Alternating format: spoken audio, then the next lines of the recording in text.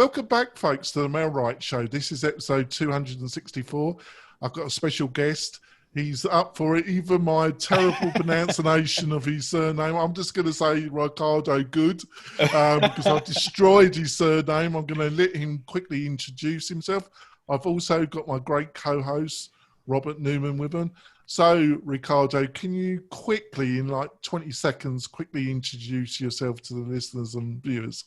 Yeah, no worries. So Ricardo Bueno, I'm a 10-year veteran of the real estate industry, and boy, time does fly.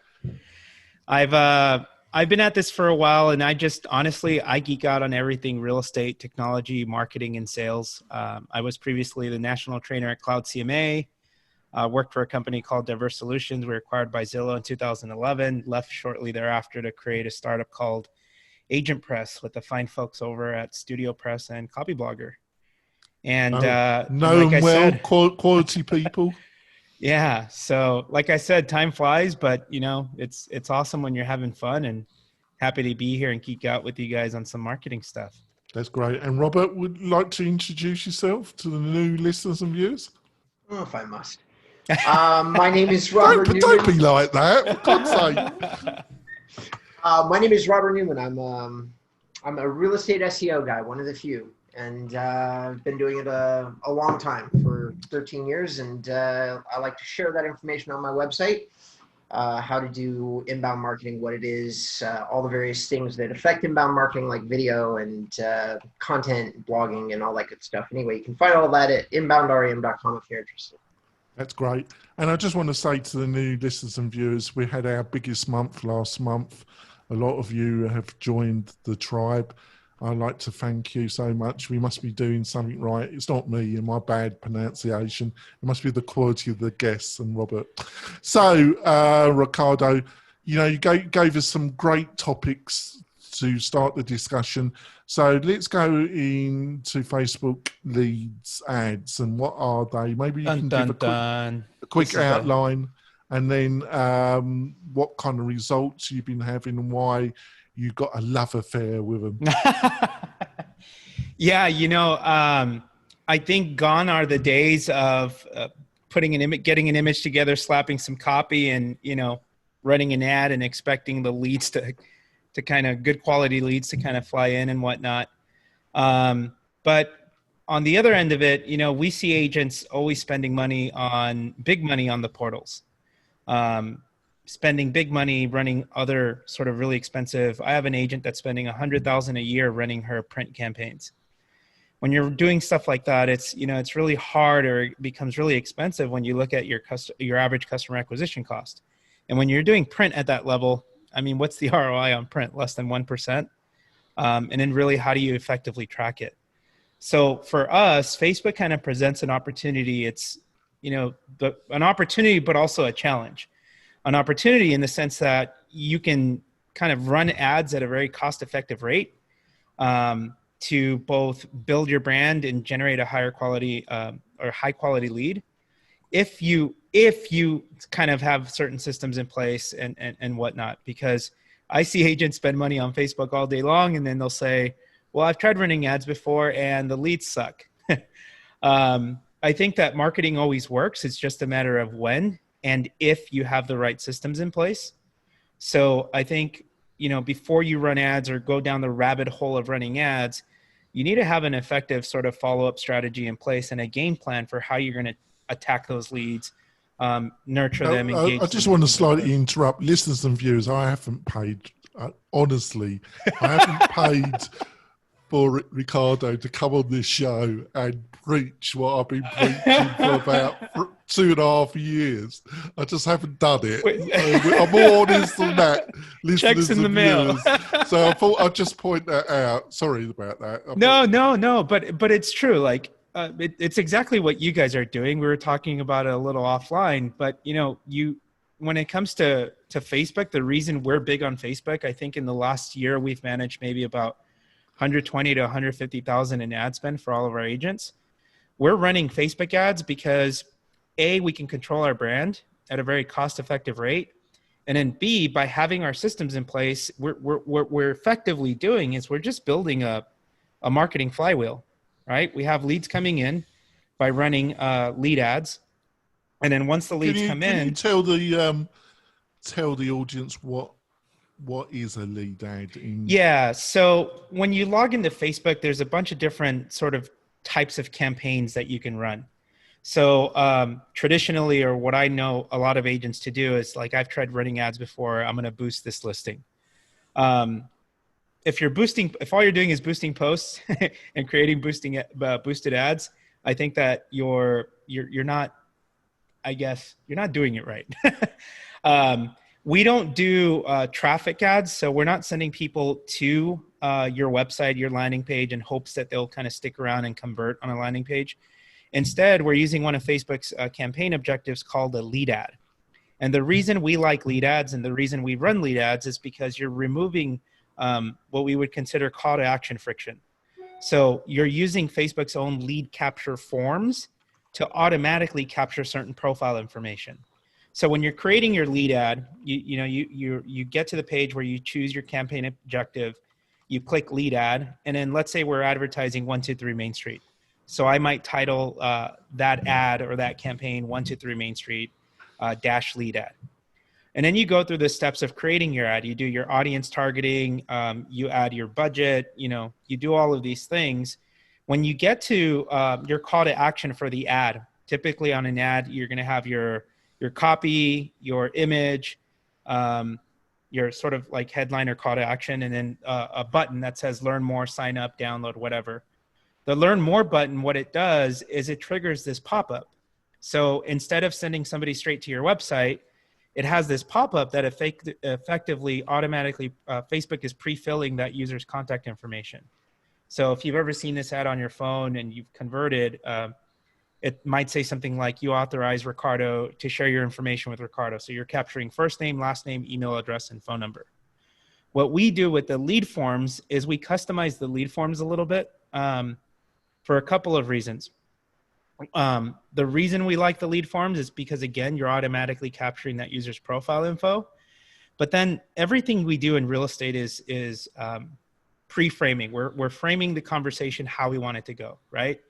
So if you have a listing appointment on Friday, you might email somebody or mail somebody your pre-listing packet on Thursday that, shares your testimonials, your 21-point checklist for all the marketing things that you're going to do to advertise that property or to market their property, et cetera, so that when you show up on Friday, you're kind of assuming the sale, right? Well, with the lead form, we're kind of doing the same thing. Every little piece of copy is just kind of framing or moving that customer along. So in our lead forms, we say, congratulations, you're almost home. And then we say, hey there, most homes start receiving offers within hours of being posted for sale, especially desirable homes in desirable neighborhoods. Why don't you tell us a little bit more about what you're looking for? And we'll also check off-market listings in this and other areas. We're automatically getting first name, last name, email address, and phone number. And then we ask 2 qualifying questions.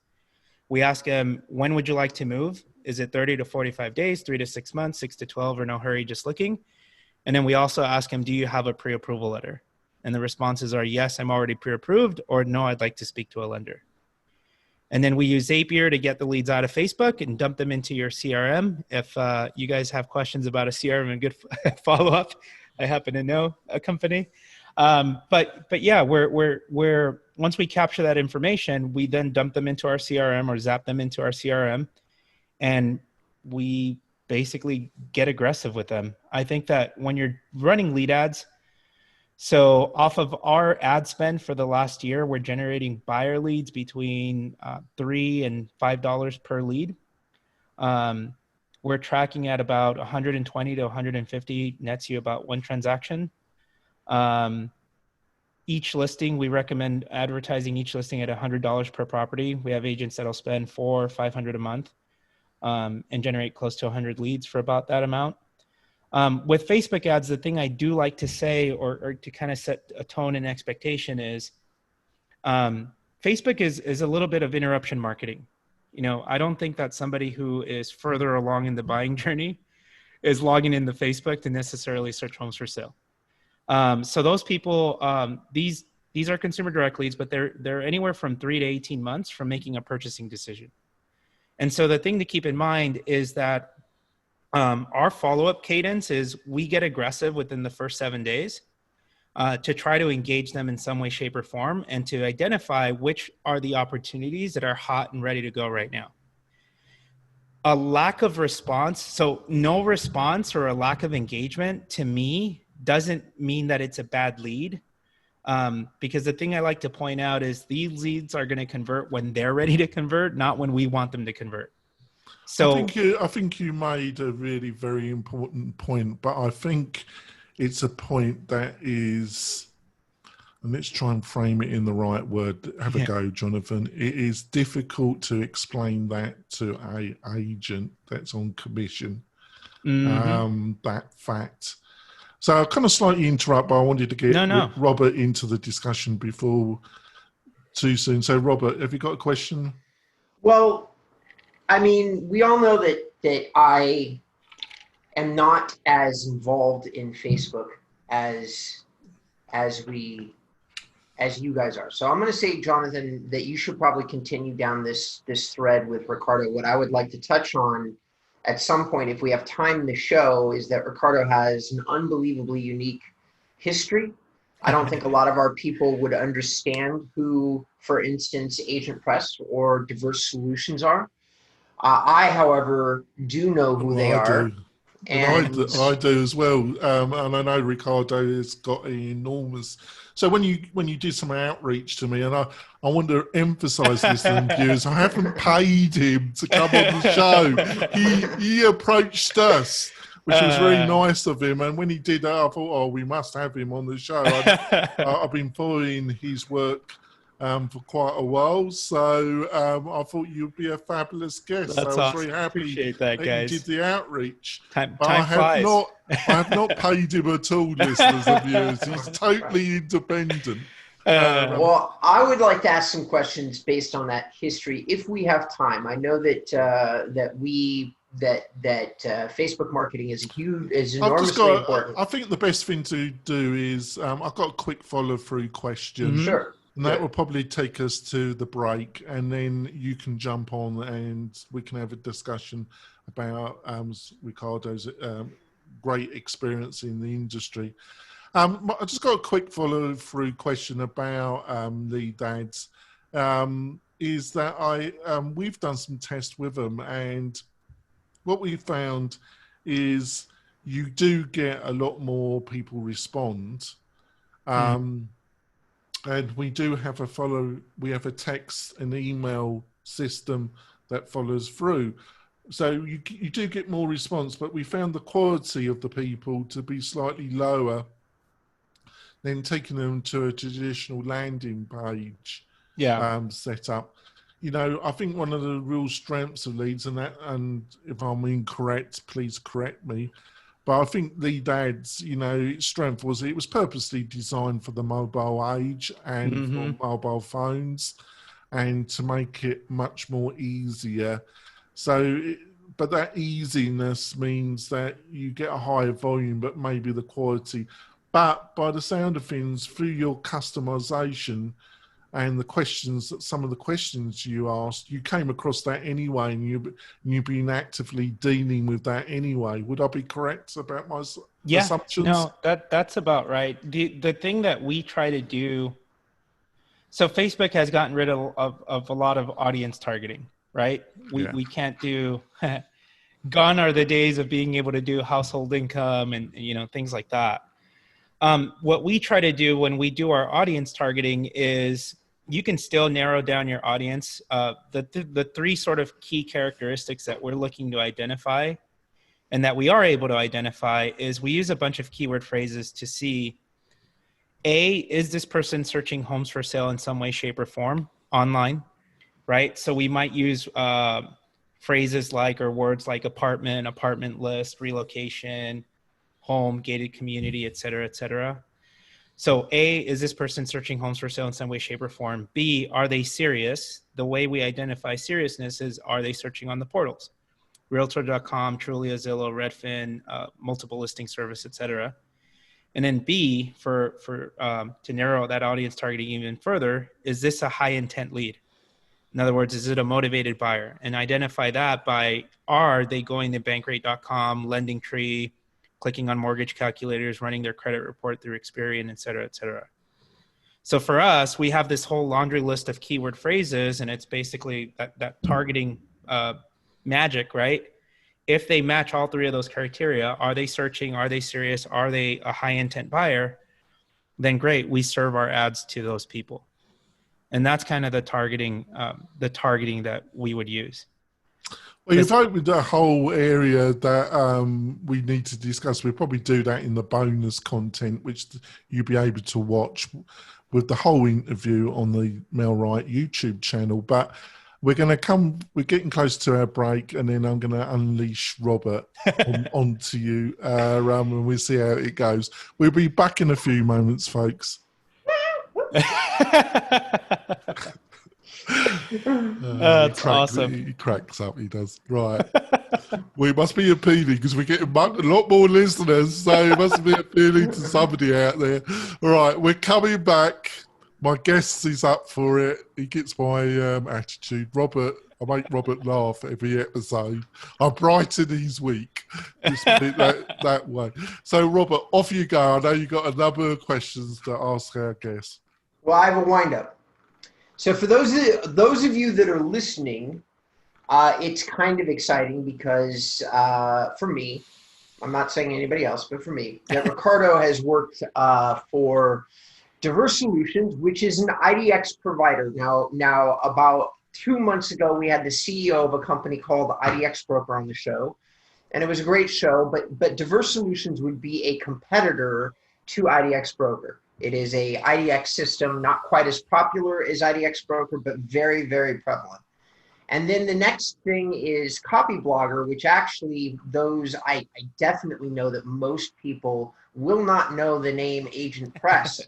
But this is a company that really made one of the predominant real estate templates. So if you're going to build a website on WordPress, you might very well choose to look at something like Agent Press. And I think since your tenure at the company, the WP Engine actually bought that company. Is that correct? Yep.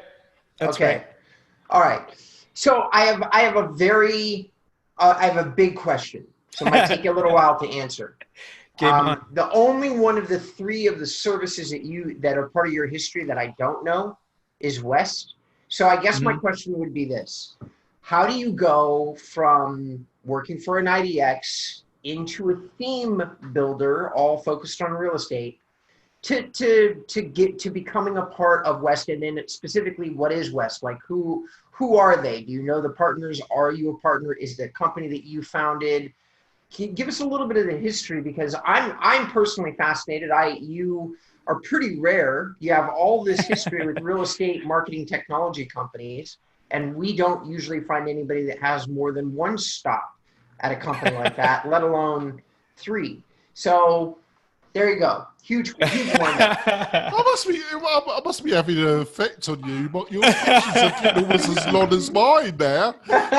I know. I just gave you a run for your money, John. I really appreciate it. That's like one of my questions. I thought, oh, God. There you go. You got about 10 minutes to answer that. So that's funny. I literally do think back and I look, and time really does fly. But it's been awesome to work. Like, I feel pretty honored to have worked at what I would consider to be the top industry or the top company in its niche. Like Diverse Solutions at the time, we were the leading IDX company. Cloud CMA, nobody does CMA reports better than we do. West is a marketing and technology company. What's unique about us is that we don't sell any technology, and we're basically trainers and consultants. So for me, being at Cloud CMA or being at any one of these product companies, it was being on the road a lot. So at Cloud CMA, I was on the road 2 to 3 weeks out of the month. Okay. Launching new MLSs, rolling out our products, et cetera, et cetera. And, it's funny. I used to love being on the road. I used to love being in airports. I used to love staying in different hotels. I would tell my boss, hey, take advantage of this, because the second I get married and have a baby, game over. Like, I'm not going to want to travel. I'm not going to want to do any of those things for the company. So yeah, send me right now everywhere and anywhere, and game on, let's do it. At West, we are a national company where we have trainers. So like 15 versions of me in Portland, Washington, Texas, Arizona, etc. But my territory, I'm going from national territory to Orange County. Orange County is my territory. Okay. I don't travel anymore, but I consult with, top producing teams. My biggest client right now has already sold 100 homes this year. Mm-hmm. And so I am a unicorn. I tell my clients this. I'm a unicorn in the sense that, like, look at all the companies I've worked at. I don't think there's anybody that understands the marketing or technology landscape. I probably understand it better than the vendors understand it themselves. Mm-hmm. So a lot of what I do is I do tech stack analysis, where I go in, I look at a broker's technology, and I try to find ways to either make better use of their existing systems, create some automation in those systems, because I'm a big proponent of highest and best use of time. So how can we, automate everything so that the agents are doing $1,000 an hour work, not $5 an hour work? And then I recommend other systems so that we can cut costs and divert that money towards ad spend. Basically just a consultant for hire for top producing teams and agents here in Orange County. So really, you're kind of doing something with maybe without the website element, which you probably do custom, but it's only very like you're kind of going down the curator road, where they don't provide any in-house technology. They provide training and setup of a number of software products. Would that be Yeah, basically everything I do is strategy. Every day, strategy. So just we don't have our own, we don't have our own technology. We don't want to build our own technology or work as an agent. You're very wise to, very, very wise to. But what's it, you're probably not a name that our listeners would know, but I've got to take the opportunity because I think I have interviewed him twice on my other podcast, and that was Brian Clark, Brian Clark. One of the most sharpest entrepreneurs that I've interviewed. What was it like? Did you learn a lot, and would you agree that he's one hell of a business guy? Oh yeah, no, absolutely. All of those guys are top class. They give you autonomy to do. They're all world class. They give you autonomy to do and execute on the things that you want to build, and it's a playbook, right? By now they've launched so many different products and verticals. They I don't know. I just think they run a good ship. Who's this? I don't know who this is, John. Alan. He Brian was Clark? the founder, one of the founders of Studio Press. Got you. Okay. Yeah. All right. Thank you. Right. I think we leave the other bit for the bonus. But so at the present moment, you still feel, that Facebook is still a fantastic medium. But I think a lot of people have been put off a bit by the new restrictions that Facebook have been forced to apply. It's like headache after headache real estate after advertising.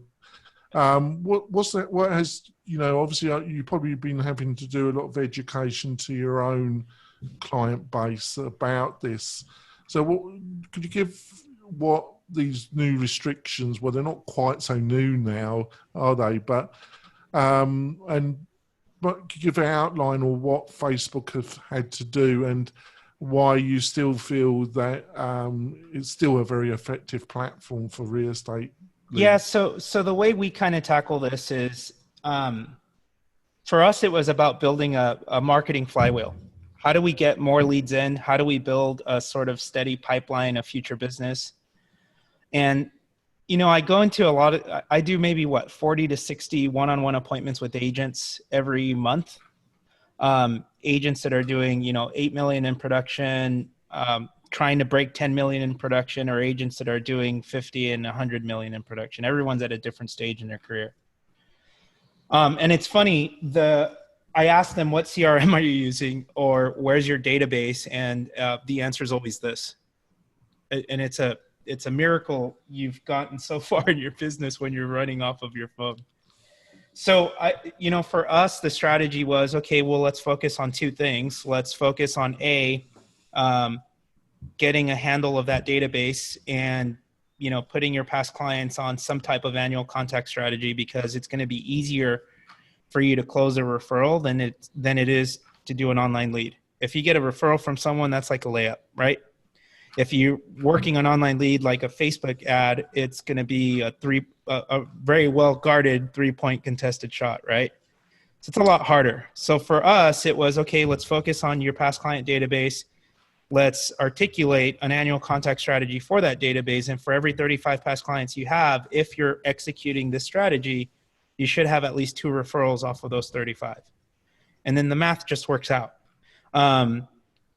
After you've worked that segment of the market, your past clients, then we can focus on building that marketing flywheel. And for us, that was always the ads, whether it's Facebook ads or whether it's pay-per-click. The reason we do Facebook ads is because it is a lot cheaper for me to generate a lead off of Facebook. Yeah, I got to do more volume, but it's a lot cheaper. At $3 to $6 per lead, and I'm saying 150 leads nets you 1 transaction, that's not that much money. If I'm doing pay-per-click campaigns, it's going to cost me, $60 to $90 per lead to generate a lead, and I'm still going to have to generate about 100 leads to close 1 transaction. So for us, Facebook, the reason we went so big on Facebook is just frankly because it's cost effective. Yeah, we got to do more volume, but again, we just go back to it being so cost effective. What's challenging about Facebook ads is that they've, repeatedly narrowed or gotten away with all of the things you can do. Now there's a new special ad housing category. So you can't target by age. I don't think that matters.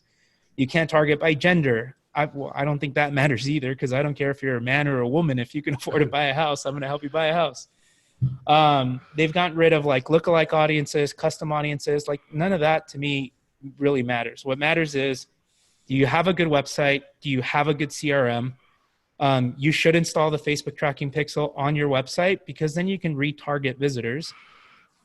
And so as people are engaging with your IDX, as people are engaging with your content, your landing pages, you can show them a retargeting ad that basically says, who you work with matters, but don't take my word for it. Here's a video testimonial from Robert and Jonathan, who both first-time home buyers, and were over the moon. I need to hire you just to promote my own company. You're doing a much better job than I do. Robert would testify about that.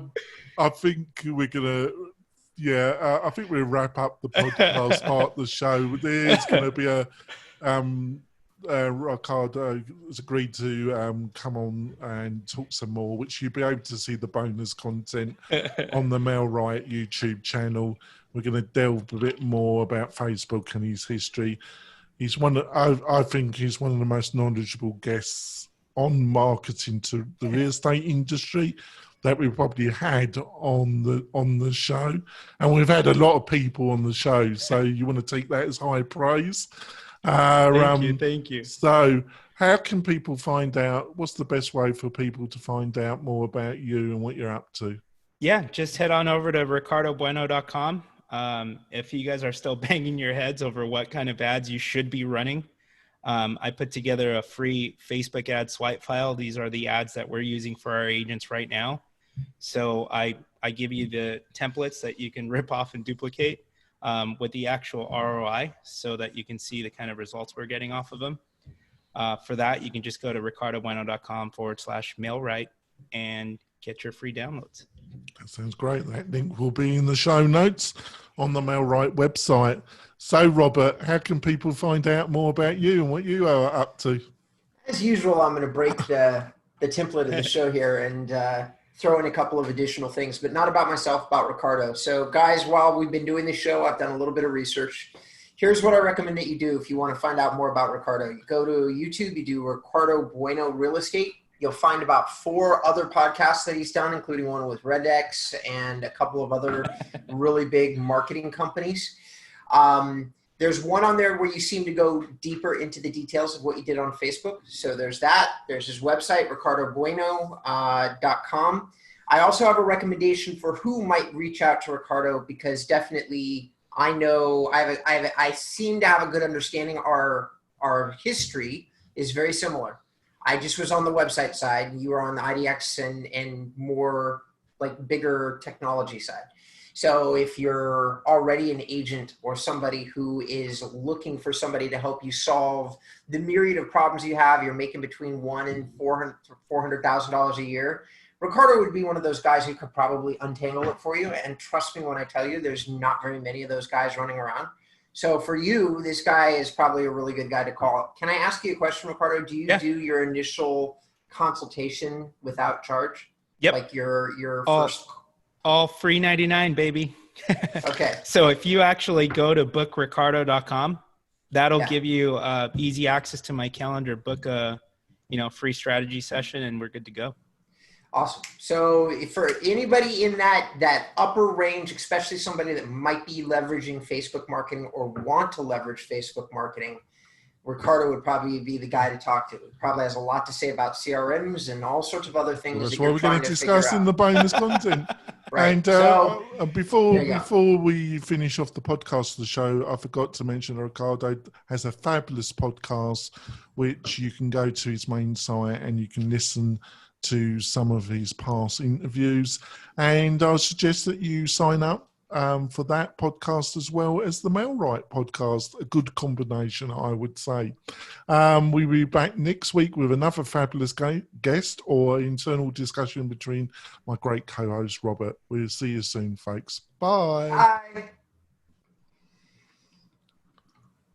Now, so onto the bonus content, CRM. Right. So I have listened to unlike Naughty Robert, who didn't click my links that I sent. I did link. You say that every time. I totally clicked the links. I didn't watch all the interviews, but Naughty Robert. I did do the research. I did it at the time you sent me the link. I even responded to your email and said, "Hey, I looked at the links." I've only teased. I've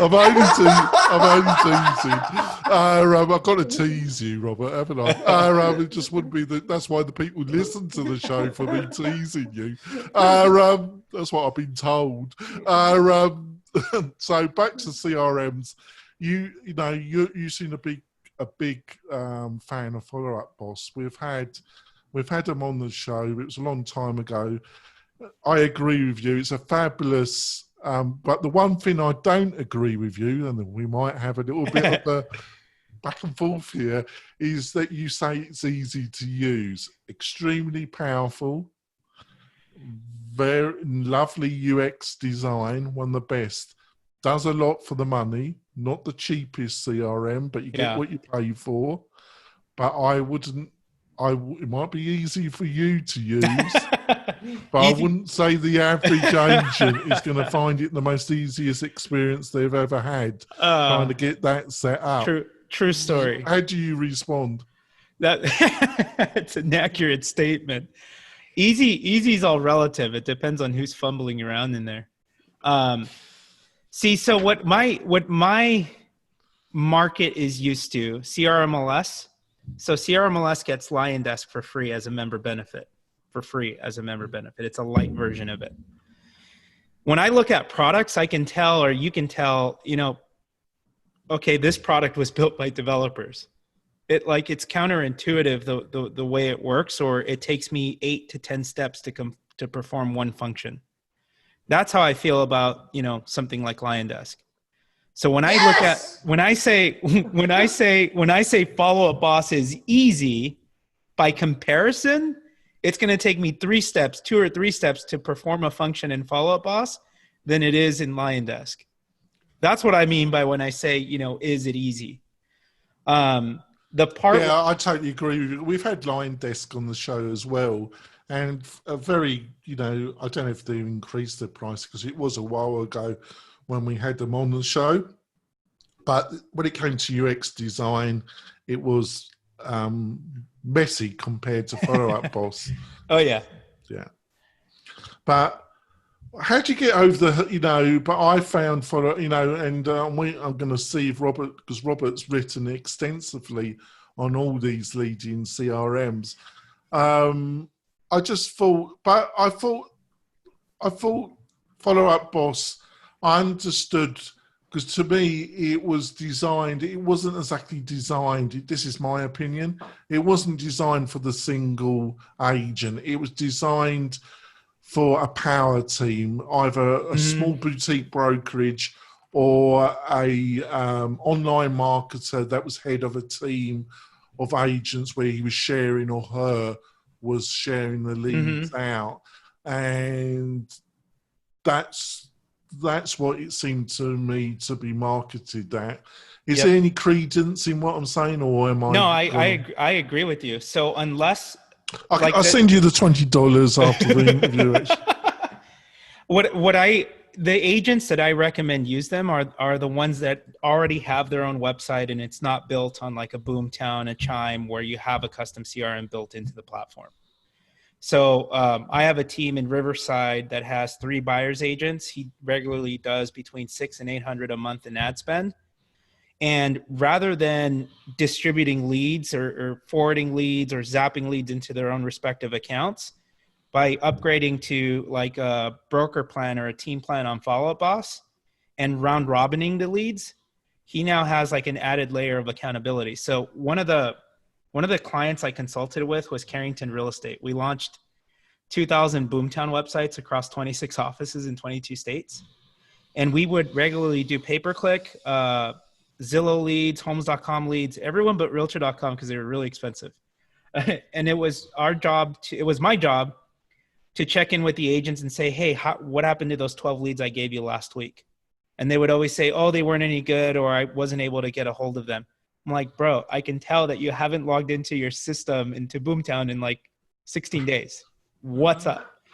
So Follow Up Boss gives you that layer of accountability too. If you give a lead to a team member and you can tell that they haven't logged in the next 24 hours, then you just round robin that lead to somebody else on the team. I love that about their system. I love that you can do that. So it's about being able to easily distribute leads to your team, but also having that accountability, or being able to see that accountability. Well, over to you, Robert. Go on. Well, there's not, I mean, I'm fascinated by that conversation, and there's a very big part of me that wants to ask you how you handle the calls with the reps that are absolutely not following up with the leads. But let's skip that for a second.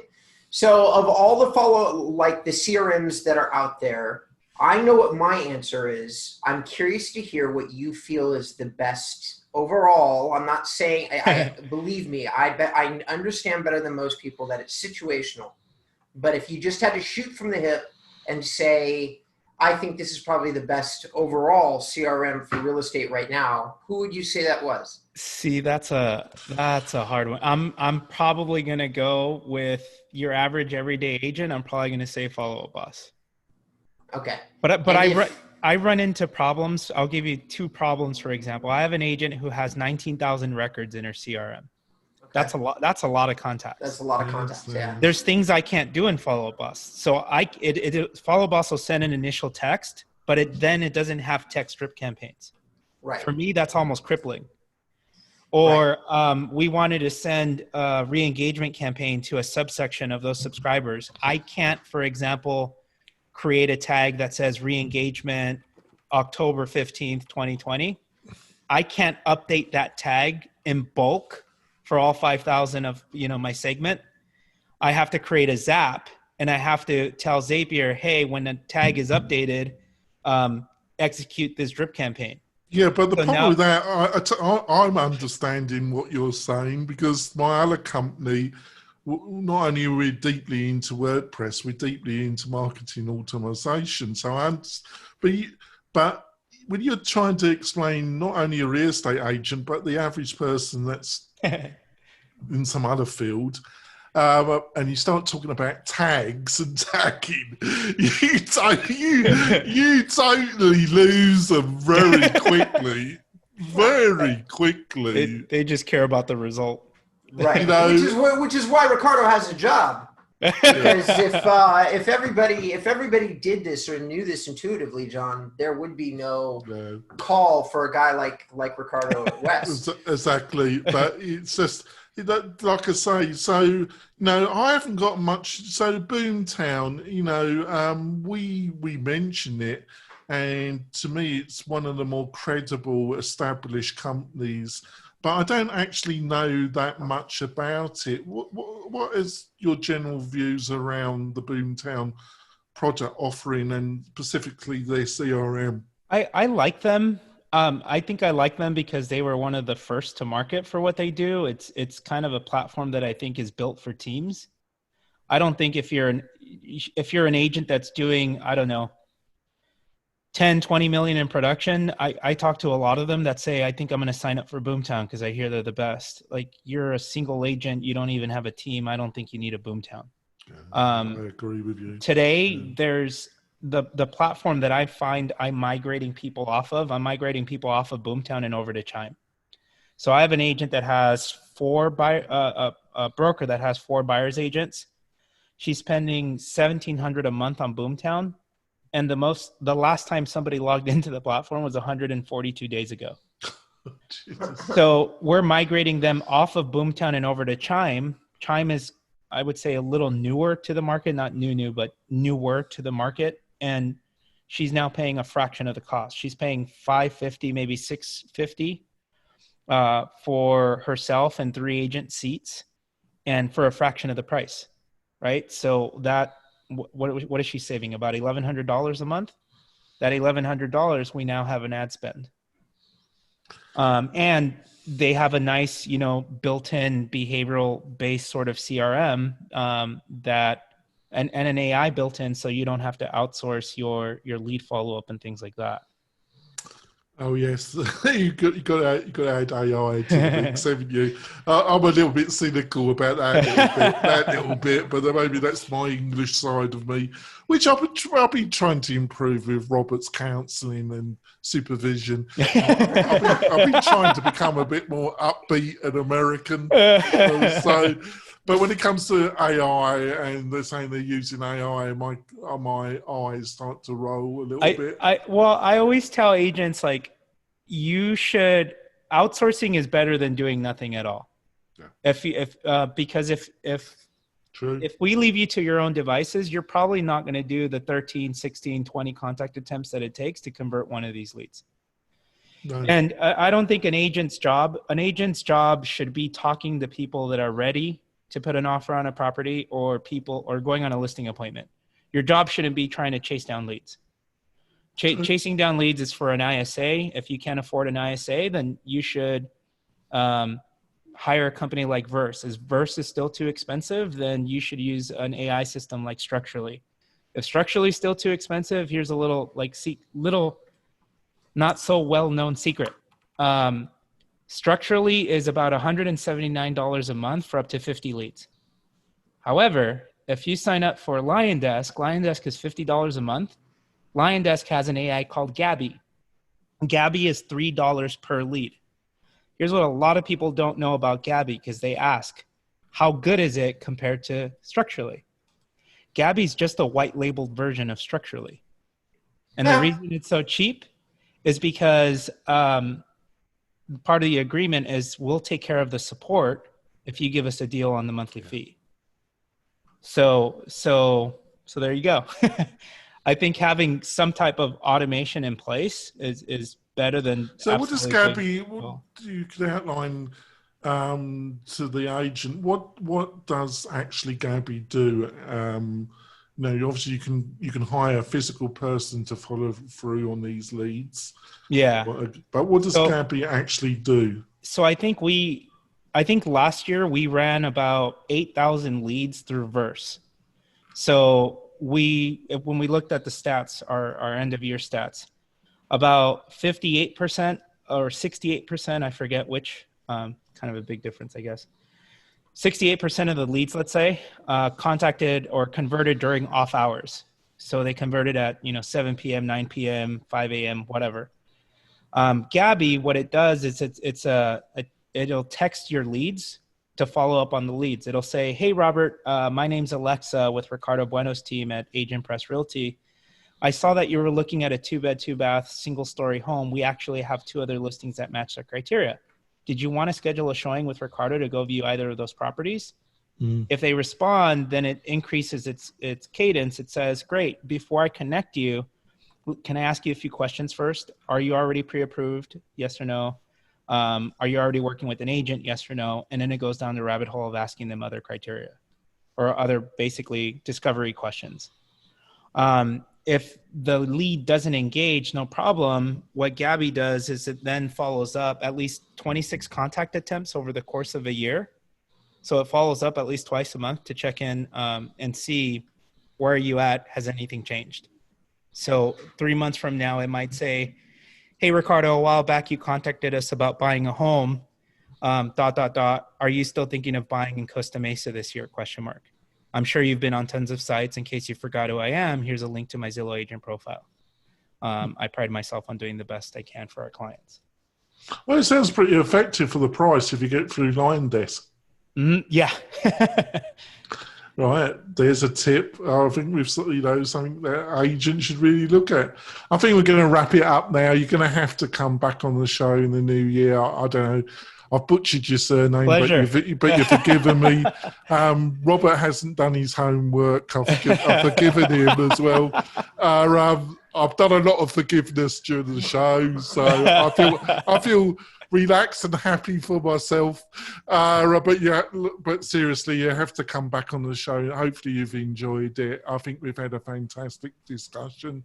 I think we've covered a lot of territory, and I think we might have lost some of our agents, but I think we've given some real insights about marketing automation in 2020. And thank you so much for coming on the show, Ricardo. Awesome. Thank you, guys. It's an absolute pleasure. Right, we're going to stop now. We'll be back next week with either a great guest or internal discussion. We'll see you soon, folks. Bye. Bye. Awesome.